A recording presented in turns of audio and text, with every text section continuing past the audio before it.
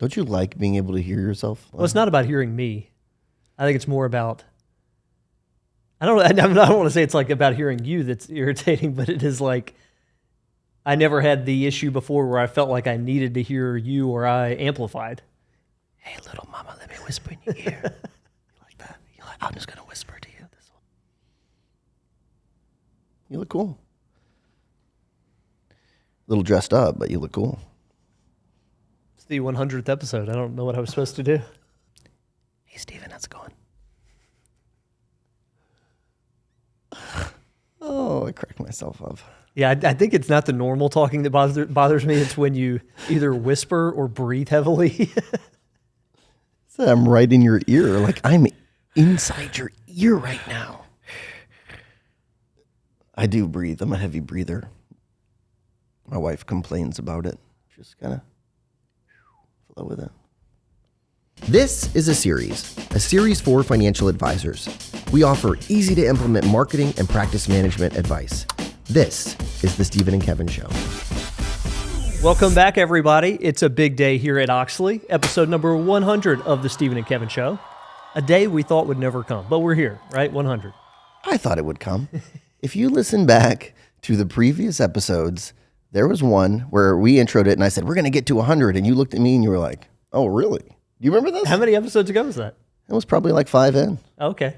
I was really motivated. It took us 5 years, but we got to 100. 100, here we are. So today, what better topic to talk about than podcasting in general, podcasting for financial advisors? Yeah, you'll notice we upgraded a little bit, some better microphones, got some headphones. We changed our set. So we're always improving. Yeah, sometimes we go a little bit longer in between episodes than we would like to. Sure. Right? And I think that's natural. And we'll talk more today about financial advisors getting into podcasting. It's not a perfect science in terms of how often you put them out. It's more of the effort that goes into it, making sure they're good. And at times you go through revamping efforts where you redo your studio or your setup. And, it feels good when you're back, but it does delay you a little bit. Yeah, it's like we get into a little bit of an in-between phase where we're like, well, we don't want to shoot an episode when it's not totally done. So we want to make sure the new setup is complete. And we're kind of in that in-between phase for a little bit. So we're hoping to get back on that horse and do it more regularly. So podcasting for financial advisors is not a new topic, I would say. I mean, they have been around for a long time, but something we're happy to explore today, in part because we're launching a new service for financial advisors in podcasting, which we'll talk about, but also because we believe in that medium. So we're going to share with you, first of all, today, why we think podcasting is important for financial advisors, and also some tips for doing it properly, right? It's new for many people. Yeah, and when we think back to why we started a podcast, like why did we get started 5 years ago?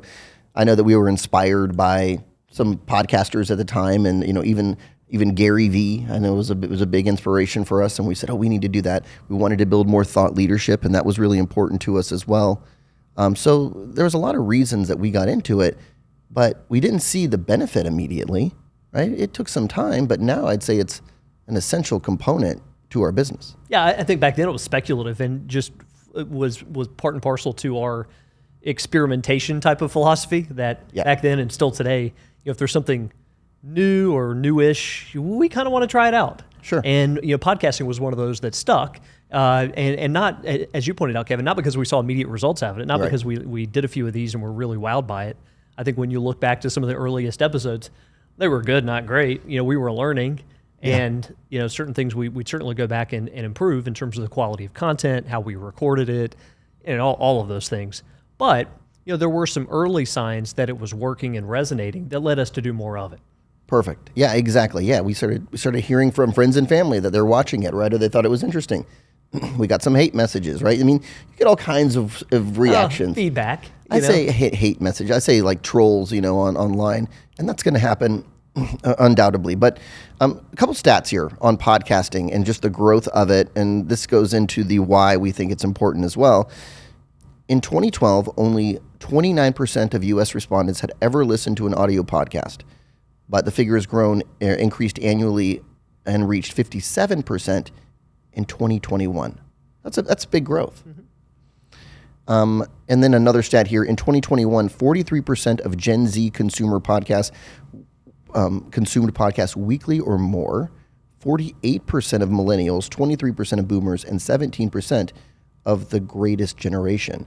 I mean, you're just seeing more and more adoption of this medium. Can I also point out, did they get to name their generation? The greatest generation. No. But podcasting is a bit of a youth play. Yeah. That as you look forward towards the future of where your clients may be going forward, not so much where many of your clients are now. As you look at those stats and you think, well, it's the younger generations that have more embraced podcasting, but where your clients are going to be in the coming years and decades is going to be in the more digitally inclined group. Yeah, and I think it's easy to consume, right? It's passive consumption sometimes as well. When you're exercising, right, or when you're in your car on a commute, I think that ease of consumption makes it such an easy medium to embrace and to listen to. Yeah, I also think there's something to the fact that it's a local voice on there, a friendly voice on there, and that many of the podcasts your clients may subscribe to now are more national in nature. It could be NPR, it could be Joe Rogan, it could be any number of things, right? There's tons of podcasts out there. But having somebody local that you know personally who puts together an entertaining podcast is still a little bit of a novelty, even though podcasting itself has been around. Yeah, that's true. I mean, we did say, yes, I mean, you see a lot of growth. It's been around for a while. I think Apple started the trend years ago with releasing podcasts. But for advisors, still very new.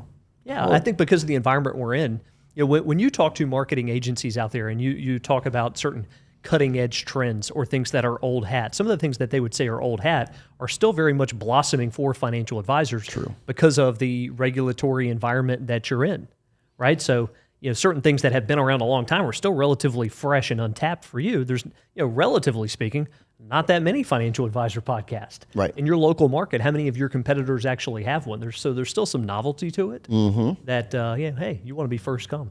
I'll tell you what got me hooked on podcasting was that Serial series. You remember that? Oh, yeah. That was so well done. And I think it actually helped, propel podcasting in general. But that was a fairly long time ago because I remember, here's my specific memory when you said that, is us running laps at the Y. Remember that upstairs? Yep.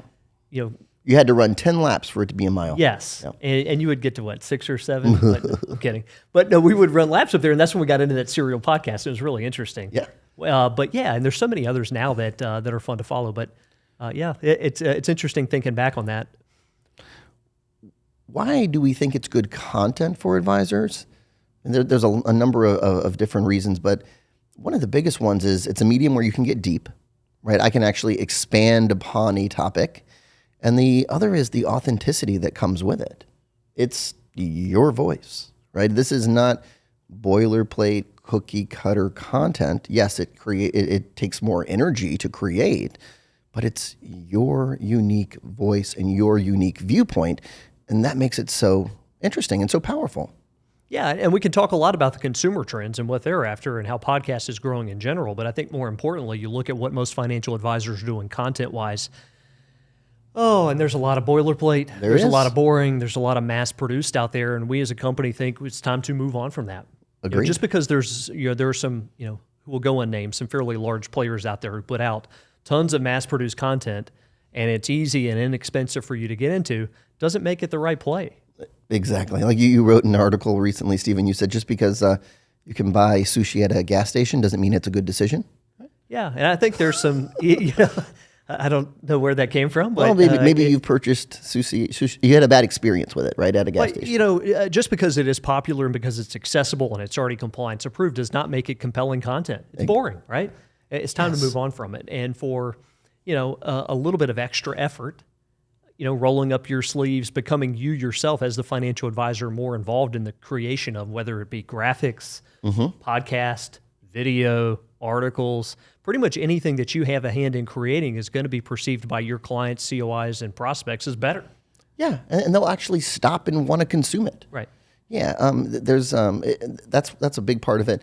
There's a guy that I'm connected to on LinkedIn named Ryan Stark, and he put out a post, and this actually speaks to the power of content. He put out a post almost probably a year ago, and it said something like, good content is your employee who's working for you 24/7. And I was like, oh, and that really resonated with me because he's so right. Like you start creating this content, this library of content, especially when it comes to a podcast. And when you're sleeping at night, someone could be consuming that. right? And it's like he said, and every time you're adding to that content, it's like you're bolstering your workforce. I love it. I know. Well, it's we're in a scrolling culture. Yeah. And when you are willing to put in the effort, you can put yourself in the palm of people's hands at any time of the day or night. And think about the difference here in mass produced versus more personal. In the world of podcasting, let's say someone at a phone company that you partner with has a podcast, and you share that through your social networks. Maybe a couple of your clients who are really the engineer types are going to listen to that because they're curious about the what forms the basis of the recommendations you're bringing. But the vast majority of people are not. As opposed to saying myself, I'm putting together a podcast that's my viewpoint on certain areas of personal finance, or me interviewing local prominent business leaders. It's a heck of a lot more compelling. Definitely. So hopefully we've convinced you as to why this is a great medium. Can I also say, with podcasting, I think it's helpful for financial advisors because there's this notion that it is going to be a series, and we all have competing priorities, right? And for most people, podcasting or writing an article or doing a video is not number one on your list of priorities every week. And so oftentimes people will get into writing an article or doing a video, and it doesn't have as much staying power because it can and often is a one-off or a two-off, right? Where podcasting by nature is meant to be a series. So there's some obligation to keep it up and to develop some good habits. There's some self-accountability there of absolutely. like, gosh, I need to put out another episode. Yeah, we feel guilty when we're not doing a podcast. It's like, I know, yes, we're due. We need to get back there. Well, because when you get some momentum going, you start building subscribers, and they're kind of waiting on that next one. I'd also say, and this, we think about it in different generations. If you're a younger financial advisor, you may embrace podcasting because your target market, being younger professionals, younger business owners, younger physicians, are into it. If you are a more seasoned financial advisor, I think there's a whole other set of reasons why you get into it in terms of seeming relevant, maybe quote unquote hip, right? There's something too, even if you're a more seasoned advisor saying, I just launched a podcast. Yeah. Right? There's some relevancy there. There's some credibility that's established with certain target markets. I've got a podcast on business owners. Oh, you're a business owner? Yeah, I know you. Right. Exactly. And we interviewed Jason Pereira for one of our podcasts, and he has a great podcast going up in Canada. And he talked about that. He said, if I'm meeting with someone and during the course of conversation, it comes up that I have a podcast that's specific to them, it's like I have authority. Like I have instant credibility. Totally. So even though we talk a lot about, and we get a ton of questions about what's the ROI of certain marketing initiatives, it's nearly impossible to state your ROI of your podcast. But at the same time, I'd look at it, number one, as establishing some thought leadership and credibility and all the things we've talked about thus far. But I'd also look at it as a way to amplify all of your existing strategies. Yep. So think about it. If one of your strategies is to work with CPAs and attorneys in the area, if they subscribe to your podcast, every time they listen, you're establishing more credibility, that you're trustworthy, knowledgeable, you're a learner, you're smart. Like that's building credibility with that audience. Yeah. If you have friends of yours who are subscribing to your podcast, they may not do business with you now, but they're learning an awful lot about you as a professional, a whole different side that they've never seen before. Yeah. Right. So it's amplifying your social prospecting in that regard. I agree. And even with existing clients. Yeah. What happens when you start bringing guests on who are your target market, right? Or who are a potential center of influence, right? It just takes it to an entirely another level. So if you already can't stop yourself right now from thinking about what is specifically the ROI of prospecting. Yeah. Or podcasting. What did I say? Prospecting. Yeah. They're very similar words. Yeah. What is the ROI of podcasting? It's something you've got to be able to move beyond. I agree. And it's, I think by nature, the way that we work in terms of being able to experiment with things without a lot of hope of what's going to happen, because we've had some bust, we've had some wins. Sure. But I think you have to have that experimental mentality if you're going to get into digital marketing, because at first, you're not going to be able to prove the ROI. No. You mentioned earlier, that we didn't have a lot of success at first with our podcasts. I'd say most of our quote unquote leads now are, coming to us without any outbound push. Right? We're more magnetic at this point. We've been at it a long time. But in the early days, signs of success for us were things like, you mentioned earlier, Kevin, that we were at the airport one time, and I remember this. We were in Tampa, right, in the Tampa airport, which we go to pretty often, and we're going up the escalator, and I see a guy I used to live beside him years ago, right? Hadn't thought about him. I don't stay in contact with him. And he sees me and I see him and he's like, hey. and we're passing each other going up and down the escalator, and he goes, "I've been watching your podcast." And I was thinking, I know. What? I know. You're not a financial advisor. No. He's in the sign manufacturing business. What is he doing listening to our podcast? Yeah, made me feel like a celebrity. Hey, big shot here. Yeah, I'm riding. Because I have no idea who he is, but he spotted us. Yeah. So anyway, it's like those are some of the early signs that it's actually having traction and people care about it. Same. So if you're an advisor and you're thinking about how am I measuring the ROI, one of the first things is going to be those early signs of like clients, friends, and family saying, "Hey, I saw that podcast. That was really interesting," or I checked out that episode on whatever it might be. That's an early sign. Yeah. And then we move into the world of clients perhaps sharing your podcast with others. Yep. And that's an even better sign that things are working. Yep. And ultimately, you hope that people are subscribing to it because you're building, that people are coming to you because they've subscribed, they've listened to your stuff, they trust that you know what you're doing. Yeah. So you think about the first stage is almost just completely qualitative, people talking, telling us they've heard it. Second phase could be, I'm starting to get more views or more downloads, more listens on my podcast, right? I say views because we always multi-purpose our podcast. We also put it up on YouTube. And then the third phase would be you bring in clients who said, well, I heard, I consume your podcast. I listen to it, right? And you should be asking everyone how they heard about you anyway. But, I envision those kind of being three distinct phases that kind of build over time. Here's one of the things that we see by doing a lot of, not just podcasts, but video content and articles over the years is that when people first encounter us over the phone, if we get into let me tell you a little bit about Oechsli methodology, or let me tell you a little bit about the research, they're like, hey, no, I got all that. Like we know. Sure. And I think financial advisors see the same thing after someone has subscribed to you for a little while or seen a lot of your videos, that they're like, no, I get who you are. I get the your differentiators. Mm-hmm. Let's cut to how it may apply to my specific situation. Yeah, they know what we stand for from a marketing standpoint already, right? We don't have to sell them on that. And the same thing will happen to you as an advisor as you start putting up more content. Hey, before we get into... Yep, I was going to say, let's talk about... Well, before we get into it, I do want to drop a quick plug for our podcasting service. And the idea behind this program was to make it both easier for financial advisors to podcast and to make their podcast better. Mm-hmm. Right? So when we are back here in the Oechsli laboratory dreaming up this program, what it's built to do, the lab This is here. the lab. On the easier side of things, we thought, it's intimidating to edit the footage. I don't care if it's audio or video. Agreed. It's intimidating. You've got to be pretty good at it. It's hard to find somebody to build a quality intro for your podcast, to do the graphic design necessary and the wordsmithing necessary to put up your cover art and your podcast description. It's hard to find ideas. Like, where do you get the ideas for a good podcast? So on the easier side, we provide all of that. We do the editing. We build your cover art. We create a custom intro for you and those sorts of things. And from a better perspective, you can go and download Audacity if you want to. Sure. You can use Canva to design cover art. Sure. But you're probably not very good at it, right? You can. One of our clients said, "Hey, you can dig a pool in your backyard yourself if you want to, but do you really want to?"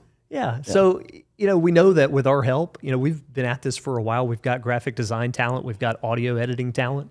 That we're going to help you end up looking a little more polished than you would on your own. So check us out, Oechsli.com, if you're interested in having a little bit of help in launching a podcast. But today, we're not going to leave you hanging. We're going to give you some real life tips on what we would do if we were in your shoes and getting ready to launch one. Yeah. So we're gonna go through a kind of series of questions that were essentially posed from an advisor. We're going to answer them about getting started with podcasting, and again, if you want some help with it, that's what we're here for. But the first question I have on here is, and the first one I had written down was, why is it a compelling medium? I think we already answered that, right? We talked a lot about the benefits up front.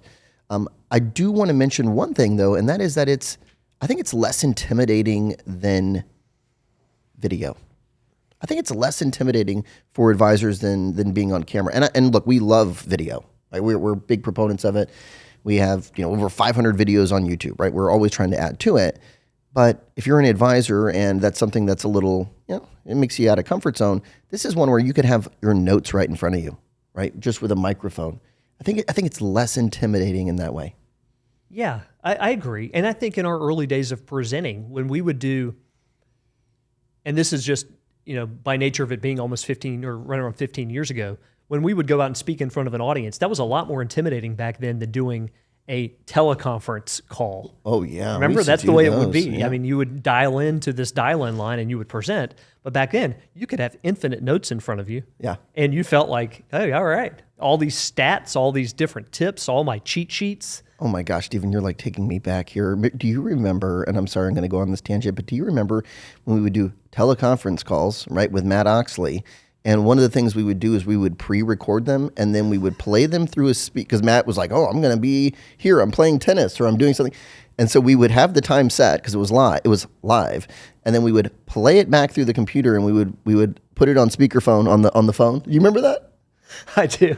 I had not thought about that in years, but I absolutely remember those old school phones. You'd take the handset off, you'd put it on speakerphone, and you'd play it. And he would be like, hi, hey guys, I'm Matt Oechsli. Guys, hey, we don't have time for questions today. Thanks for joining. We never had time for questions. Oh, that was great. Sorry, I didn't mean to do that. I think I took us down a different path. Part of our experimentation, right? Yeah, it was. But yeah. Yeah, anyway, if you're a little bit leery about being on video, you don't have to be with podcasting. We typically are, but you know, for many of you, it's going to be more comfortable to set up the mic exactly like you want it, get all your notes in front of you and work through it. Exactly. And that's going to be easy for a lot of you. So, all right, so we made the case, hopefully. You get the idea. It's, there's a lot of benefits to doing something like this and, and building authority online. What kind of topics should you consider for your podcast? What do you talk about? We would steer away from anything that's super time sensitive so that your podcast has some evergreen nature to it. I like that. So think about what happens. Let's say you get 25 episodes in and you've been really regular. If you do things that are really time sensitive, and I'm not saying there's no place for these. If you're an asset manager, do these on a weekly basis around very specific what's happening in the markets. Sure. But as a financial advisor, let's say somebody tunes in after you've already put up 25 episodes, you kind of want them to go back and binge watch some of the others, and they are not going to do that if it's too time specific. That's true. It just is not valuable. Yeah. So some of your initial podcasts, you're thinking, hey, I want some good evergreen content. You're thinking about questions you're getting from clients. What are they asking you on a regular basis? You find yourself answering these questions all the time. Take those and turn them into podcasts. Yeah, and I mean, it follows the evolution of the industry that, decades ago, it was more about the buying and selling of individual stocks and your market knowledge that made you valuable. Most of you out there now are more holistic in your recommendations. You're more planning focused. That is the crux of your podcast conversations. So you're thinking about some of the advice that you most naturally offer. If you were to look back at some of the earliest editions of our podcast, I don't recall what they were, but I'll guarantee you they were bread and butter Oechsli recommendations. They were, yeah. Things that were like, oh, yeah, it'd be really easier for us to talk about doing client events or introductions, referrals, right? Yep. That's stuff we talk about all the time. Yep. And for you, I'll guarantee, if you're focused on business owners, there's, certain conversations you have with them all the time that would make for an easy 30-minute conversation. And you're hinting at something there, which is making sure that all of these topics are really, really relevant to your audience. So whoever you're trying to attract with your podcast, you need to answer their questions. And I think the more specific, the better. You mentioned business owners, and business owners, again, a lot of advisors work with them. There's an advisor down in Texas I was speaking with, and he was saying, you know what, I'm going to launch a podcast, and I'm going to do it, I'm going to interview business owners in the community. And I'm going to make it more about like leadership, right? And what makes a good leader and all of this kind of stuff. And I was like, oh, that's really interesting. This is like a scaled down version of how I built this with Guy Raz, right? But more localized. So you can think about the financial topics, yes, that you're getting. You can also think about just other topics that might be of interest to your target market and how you kind of can suck them in that way. I mean, it's a game of attention. We're just trying to get their attention. Let's dive into that format for a second, Kevin. I think the most traditional way of doing it is either one or two people speaking onto the microphone. Yep. And it's not interview style. It's one or two financial advisors from the same firm who are there speaking about a certain topic, maybe bantering back and forth, very similar to what we're doing here. And there are pros and cons to that approach. I think a pro of having, I would almost always, if you can, have more than one person involved. Right. It's a little more dynamic. It's a little easier on the presenter. I don't have to come to the table with 100% of the ideas. Generally I just come with like 90%. And kidding. It's the second jab today. Yeah. That's what happened. I build these up if we haven't done a podcast in a while. I think you plan them in advance. But you're able to share the load a little bit. And the same with live presentations. Kevin and I do a fair amount of live presentations together, and we much prefer them. They're a whole lot easier. It's funny and the feedback we get on those is, man, I can't believe you guys can present like that, because we just kind of ad lib back and forth, right? And we toss, and we got good at doing it from the podcast. I mean, I really think that was the practice. But yeah, 2 people, I think it would be great. If it's just you, that's okay too. The idea of interviewing other people is interesting.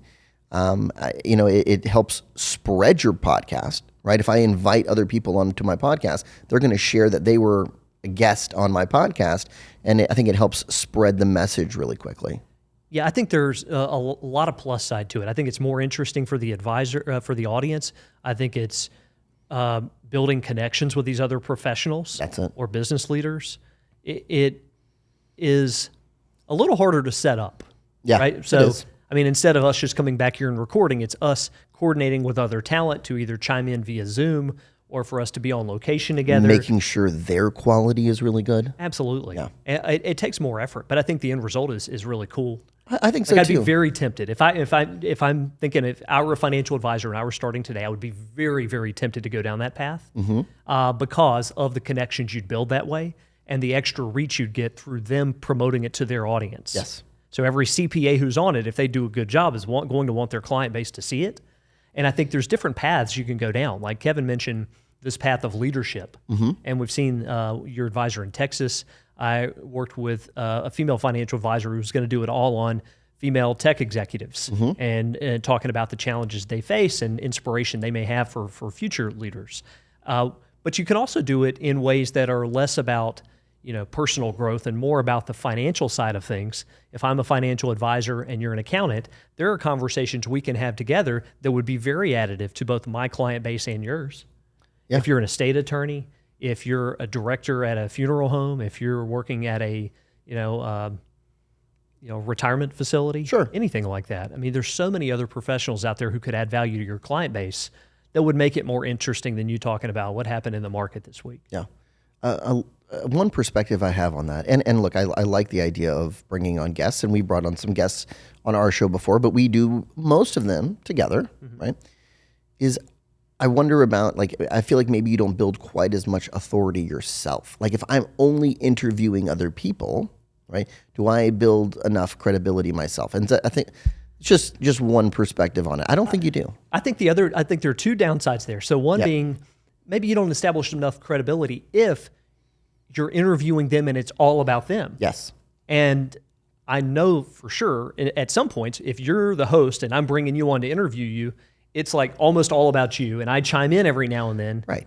And you're exactly right, not as much credibility. The other piece of it is you worry about, am I going to have the discipline to stick this through and organize guests and get this done? And, the repetition is half of it. If you could put out 25 episodes in a given year versus 5 that had a guest host, I'd say put out the 25 yourself. I agree, yeah.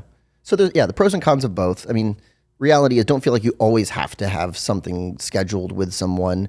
Every now and then you can be putting out content that's just you. There you go. So, in hindsight, I'm retracting my first thought that I would do it all interview style. I think I would do a hybrid. Yeah. Some that are just me and some with somebody else. Specific guests, right? Let's talk about equipment.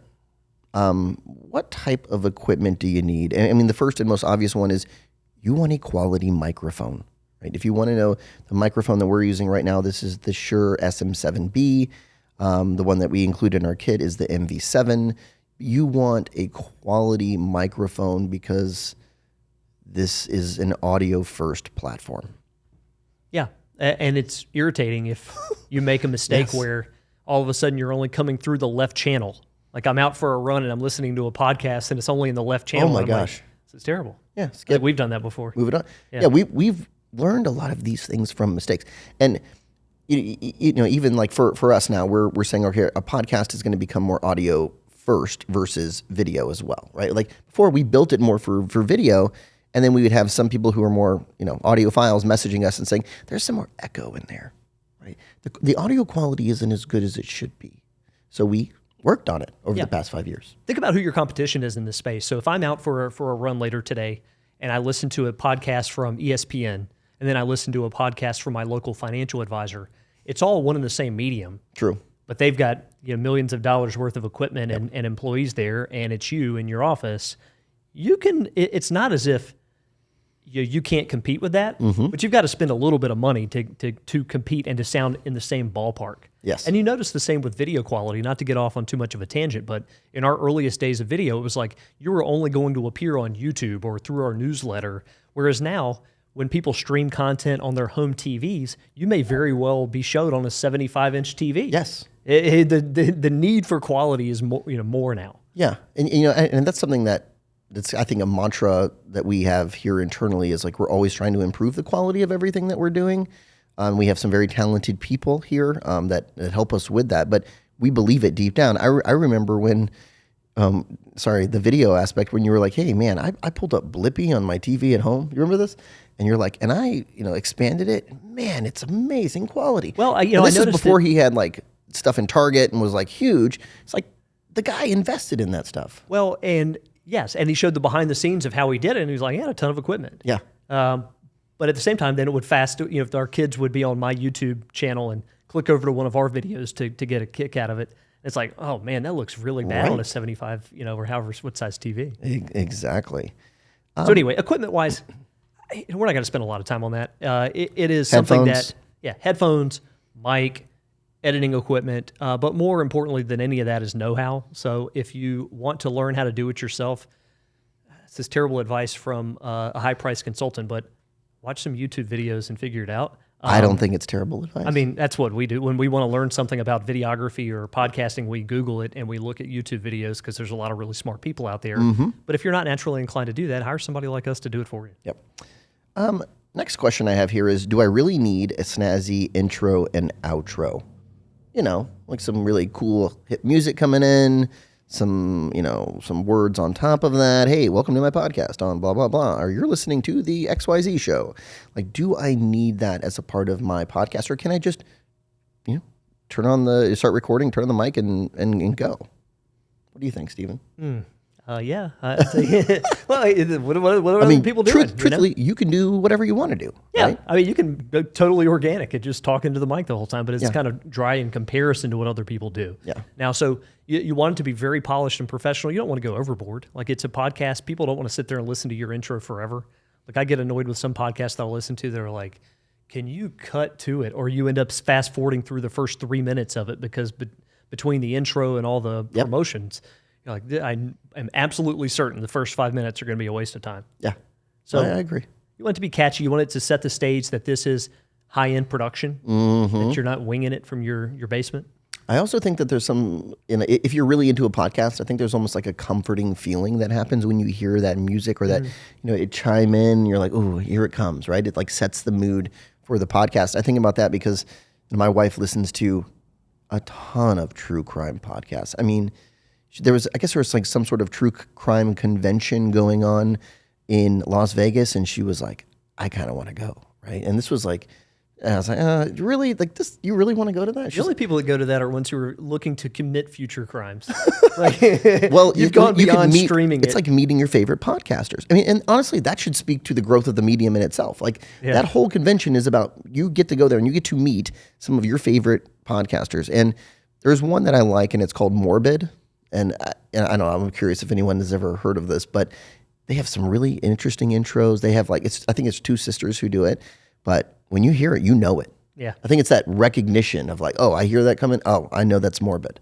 And it's a good podcast. My wife used to watch on TV Snapped, like where typically, one spouse snaps on the other. It's like, I don't like this. Yeah, maybe you should find something else to watch. Snapped to me sounds worse than like a true crime podcast. Snapped sounds like someone who just went off their hinges. When she really got into that, I was like, Kevin, hey, if I don't show up to work on Monday, yeah, it was her. Yeah. Anyway, so yes, you do want something that's memorable, that sticks with people. It doesn't have to be very long, but it elevates the overall quality of your deliverable. Same thing with channel art, right? We talked about that. I mean, when you think about video and you think about a thumbnail on your video and how that's the first perspective or opinion someone's going to make about your videos, like it's an idea of how quality is this. And I've seen some advisor podcasts that are good podcasts, but that channel art, I'm thinking, Who designed that channel art for you? Because it's not a good reflection of the quality that's inside.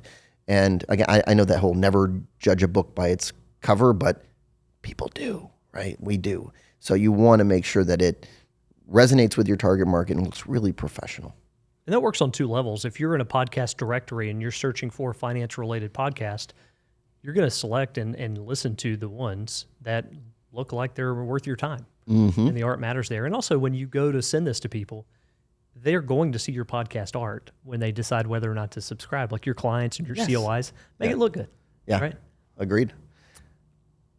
How do you promote this? So like, okay, cool. I bought into it. I started recording. I got all the creative is done. I have my first episode up. What do I do with that thing? And like, how do I start getting some subscribers and getting people to consume this content that I'm putting a lot of time and energy into? I'm guessing, Kevin, I don't know this, but I'm guessing you could probably pay someone and they could build subscribers. You might be right. You could probably pay like $35 and get 16,000 subscribers from all over the world. It's not a good idea. It's not a good idea. You know what I hate now that I have these headphones is you whispering. I can whisper. Yeah, it's amazing. But yeah, not a good idea. It defeats the whole purpose. They're not doing business with you. Right. You're not doing podcasting so you feel cool and feel popular because you've got a lot of subscribers. You're doing it for, what in all likelihood is going to be a few hundred, at best a few thousand subscribers that mean a lot to you and your business. I think that's important to realize. The goal is not celebrity. And we frankly, we've worked and had calls with financial advisors who've achieved that status in some way to where a lot of people follow their YouTube channel, or you would think of them and you'd be like, wow, he or she must be so successful. Right. Their business must be huge. And yet you talk with them and it hadn't translated. Yeah. Because on one level, they're super popular online. On another level, it's not within the certain subset of community that they're really trying to make a mark with. Right. Right. It's the wrong group of followers. You'd rather have 300 subscribers in your community who have money or who have occupations that could refer you, they're CPAs or attorneys. You'd rather have 300 of them than 3,000 people around the country who kind of, maybe aren't qualified for you. Yeah. We had a client once who had paid someone else to do advertising on their Facebook account. And they had built like 4,000 subscribers. It was like, wow, that's amazing. When you take a look at the data behind it, they're all in like around the world, and a lot of them are fake. And then the organic reach drops. And it was just like a lot of effort for absolutely no return. I mean, I'd rather have just a few people, like you said, who are really quality, listen to this and consume it than a broader audience of people who will never do business with me ever. So much like our advice when we're saying how to build a Facebook business page following or any social network, if you're trying to build a following, the low-hanging fruit are people that you already know. Yeah. So as you build a podcast, you put out your first episode, start talking to clients about it in every conversation. Hey, you listen to podcasts? I just launched a podcast. Yeah. Talking to COIs. Hey, I just launched a podcast. Subscribe. That's the low-hanging fruit. And beyond that, we want to publish it through our social profiles. Yep. Newsletter. Through your newsletter, absolutely. Any way that you can post, not just that you have a podcast, but perhaps a snippet of that podcast natively to those networks helps. Also getting Facebook reviews. ads. I was going to say reviews, but Facebook ads, Google ads, YouTube ads. If you're using the video component, I think that there's some benefit to doing all of those things to build the right subscribers. We've seen this just through clients that we've worked with here that predate the podcasting platform that we now are running. But when they would come to us and say, I have a podcast, I want to use your social content services or your digital advertising services to promote that, it's just absolutely remarkable to me the difference between a podcast who has had no promotion over the years, who might have a few dozen subscribers that are like close friends and family, and then you start to put some marketing money behind it. It is remarkable how much more quickly it grows. I agree. We run ads for some advisors right now with their podcasts, and when I'm talking to some of our digital ad specialists, they're like, "Oh no, this ad's crushing it right now," and it's much more compelling than just a call to action of, "Hey, you should schedule a meeting with us." Right? It's promoting something valuable. When we're talking about just Oechsli observations right now with regards to social in general, it is more long game. It is more content driven. It is more pull rather than push. It is all about being in their news feed, in their ear over the long term, so that when there is a need, when they are selling a business, changing jobs, inheriting money, nearing retirement, that they're thinking about you because you're always in their ear. You're always in the palm of their hand. Yeah. That's what we're after. One of our coaches, we had a coaches retreat just a couple of weeks ago, and one of our coaches was talking about this. And this guy's, I mean, he's a veteran of the industry, been around a long time, and he said, selling financial services is hard because someone's not just walking down the street and it's like, oh, you know what? I need an advisor. There's usually some sort of life event that happens, right? There's a moment that occurs where they think, I need to get some advice. I need that. And so what we're playing here is up until that point. Like we're like, to your point, it's like, I want you to be thinking about me all the time. So when that moment occurs, it's like, well, of course I'm going to call Steven, right? I mean, listen to the podcast, been watching the videos. He's always on LinkedIn, right? I get his newsletter. I mean, it's all of those things that surmount to that pivotal moment, and you are the only option that they even want to consider. You like that? I do. Yeah, I like it. The only option. So anyway, that's all I have, Steven, in terms of questions. I mean, I think we covered a lot of ground for kind of getting started with podcasting. Yeah. There's not a lot to lose with getting into podcasting, in my opinion. Yeah. Let's say that you are completely unsure about whether or not you want to get into it. Certainly, you can call our office and have a call. We're wide open to that, in terms of talking about our program and whether or not it would be a fit for you. But also, experiment with the idea. Subscribe to some other people's podcasts. Yeah. See what they talk about. See if you think that might match your style. And, decide whether or not it's audio only or with video. There's so many things to think about, but we think it's a worthwhile endeavor. It's a big project, but a fun one. Yeah. And by the way, if you're listening to this and you have not subscribed to our podcast, please do so. Take like half a second right now. Make sure you subscribe. Maybe even go to our YouTube channel too, subscribe there, and make sure that you're notified when a new podcast is released, because we plan on putting out more. Yeah, absolutely. Thanks for joining, everybody. Good to see you as always. That was episode 100.